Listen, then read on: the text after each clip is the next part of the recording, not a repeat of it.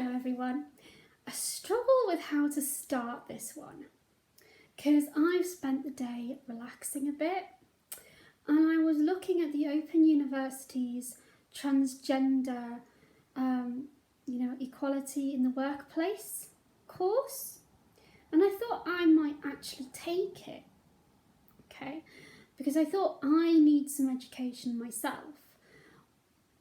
But I also thought that at least then those who are transgendered know that I've taken the time to actually think about them and them as individuals. So I was reminded of a really big fight that a school was having to promote the No Outsiders program within the school. Now, on the website No Outsiders, the No Outsiders program is meant to promote the teaching of the Equality Act to children. Now, I know you're thinking, what's the point in that? It's not like they're at work. But to be honest, I think that is a really good thing, because the Equality Act is actually all of the acts we have in place, the laws we have for public and social behaviour that we have in the United Kingdom. We have that in place to stop bullying. They're basically laws against bullying. Now, at school, a lot of people are against bullying. The Islamic Muslim groups are considered to be a bullied minority. They are feeling marginalised, they are feeling alienated. So are the Catholics, in fact, and so are lots of other people with lots of different self-identified identities. Now, the thing is that the Muslim community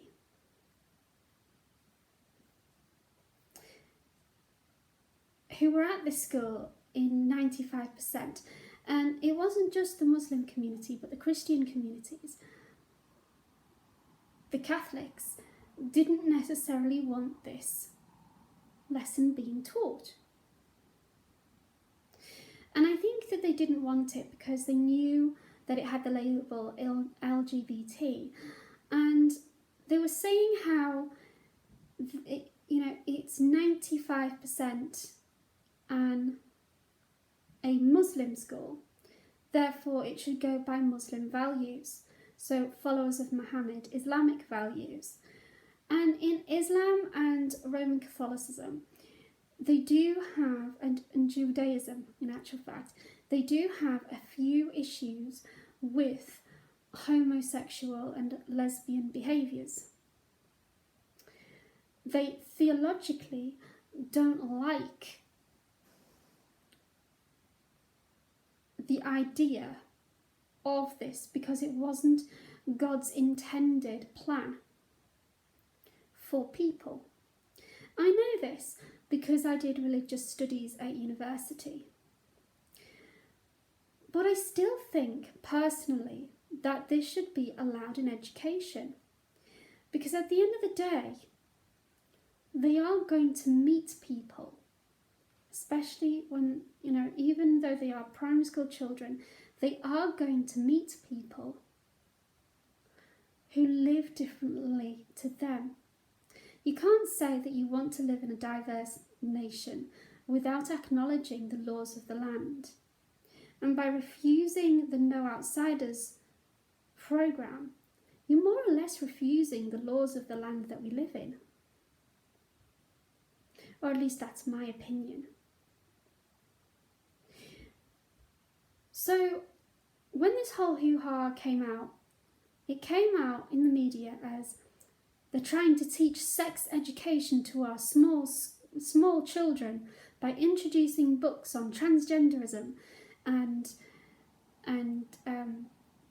children with same-sex parents, and isn't that awful? Well, if in all honesty, if you've actually read the books, they're not that bad. It's really about cooperation. It's really about considering other people. It's really about acknowledging another person to be of equal value and importance as you. And I find it quite disheartening that a lady is angered by the idea of her son coming home with a book about a little boy who wants to dress as a girl, who wants to be a mermaid when he grows up. Now, I know that it seems ridiculous because at some point we have to recognise what we were born as in order for our own mental health's sake. Now, the reason why we don't bully people is because when we marginalise a particular person for a particular characteristic, we make them feel outcast in society. We make them feel devalued. We make them have a reduced sense of self-worth and importance. And that can lead to such things as suicide, poor mental health, emotional deprivation of love. And this might make them in turn suicidal, have depression. It ruins another person's mental health.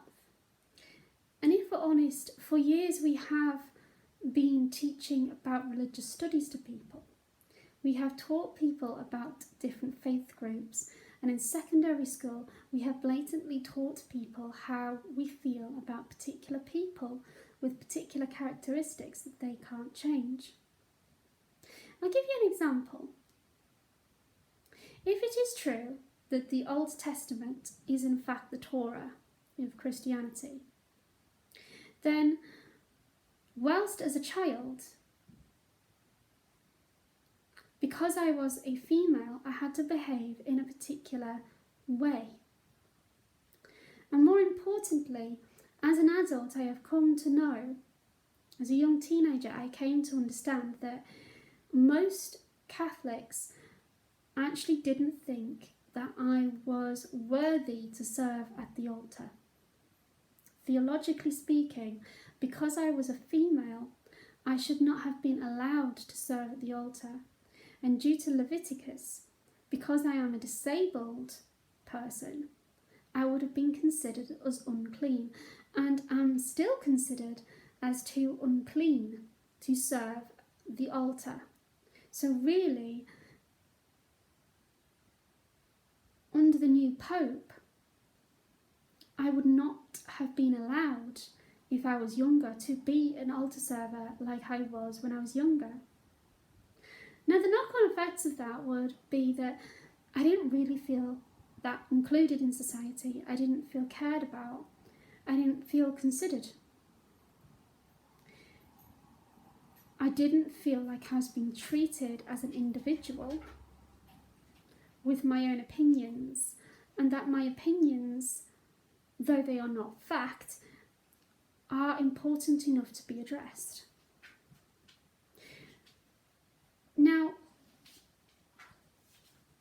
none of these books mention sex, and yet most of the adults in that crowd and most of the media were portraying it as sex education lessons.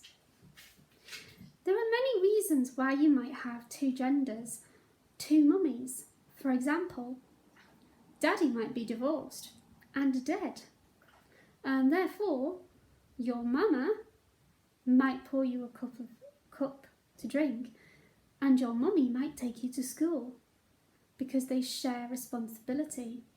So it's really about considering people and having responsibility for one's actions, and considering how we are to behave in a public atmosphere. Now, if we think about Joe Biden and the argument that when you're a politician, you should be allowed to go by your faith alone, He shows a blatant, his faith alone would show, the Catholic faith would show a blatant disapproval of abortion. And that's okay, you can show that. But what you can't do is beat a girl up because she's had an abortion. And that's the thing that they're trying to get at with these LGBT supposed sex education lessons, which are actually lessons in the Equality Act and how we are to publicly behave. Whilst we can have these opinions, it is still wrong to go out and publicly hack someone's head off because they believe in a different thing to you, and that there are consequences to not behaving appropriately in public. And these things do need to be taught in schools. Because if you don't teach them in schools, you can't believe that all the parents will teach them how to behave in public. I'll give you another example. Ofsted were having a problem with Islamic schools, with an Islamic school, and a headmistress was having a problem with her Islamic children, her Muslim children, in this Muslim school, because the boys kept hitting girls in the back of the head because they weren't wearing the burqa and they weren't covering their hair. This is putting your faith into practice. But is it really appropriate to put it into practice in that manner? Most of the public would say no. So why isn't it appropriate to teach children at an early age that this is inappropriate behaviour? And that although we might disagree with a person, there are appropriate means of action. So not only is teaching the Equality Act teaching kids to act appropriately in public, an anti-bullying regime, which is in every single work you will get in England. It is also teaching them what the laws of the land are and what the consequences will be if you don't behave in a particular fashion around someone you dislike for a particular reason. Okay? I would go further in this teaching and I would teach them what I would consider to be the sex education that they actually deserve and need, which is really, in other words, safeguarding training. So at primary school, I would teach kids that if an adult or anybody your own age or older than you or younger than you touches you in your what are known as private parts, and you don't like that and you don't want that, this is what you should do. And even if you did like it, you should know that it is inappropriate public behaviour, that it is an inappropriate behaviour to have with someone at your age.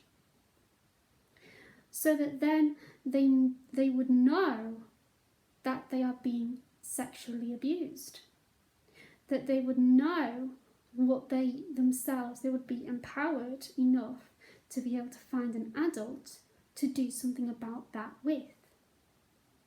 And that's all you really need to know at that age. We have girls and we have boys, and we have different feelings. This is what statistically is normal for a boy to do, and this is what statistics would say is normal for a girl to do.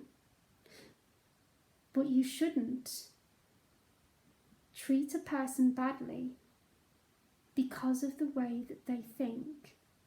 If a little boy wants to be a little girl, you should ask them questions about why they want to be a girl.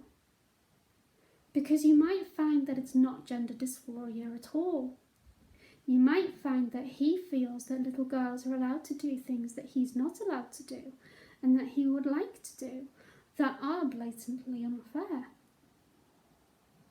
You might find that it's a little boy that merely wants to play in house, that wants to play and pretend to be a daddy in the house. But he only feels that he can do that if he's a girl, because that's a girl's game. You know? We adults are actually the people that inculcate gender and understandings of gender onto children. It is not just biological, but it is both biological and social. And little boys and little girls should be allowed to play with different things. Imagine if I told a little girl that she wasn't allowed to dress like a fireman. What the little girl is really saying is that I would like to save people from fire when I'm older. She's not saying I want to turn into a man because the only costume in there is of a male fireman, because we don't have fire women. It's the archetypal, stereotypical, we teach lads that they should be tough and they do all the fighting and the rescuing, and we teach little girls to be little damsels in distress, but very outspoken damsels in distress, rather than, well, actually, I'm going to be the head of medical physics, or I'm going to fight fires because I can, or I can be a plumber because I'm intelligent enough to do so. You know, if we put a stopper on kids' capabilities to choose and the kids' capability to be accepted, then they're never really going to tell us the truth about how they feel. And so mental health problems are going to occur and not be dealt with as a result of that. So that's what I think. The real people we should actually be teaching all of this to are actually revealing themselves as the adults, because their protest merely shows me personally that they don't actually have the spiritual capabilities to actually deal with this with their children. They haven't answered those questions themselves, and so they are actually the ones that are feeling attacked and vulnerable.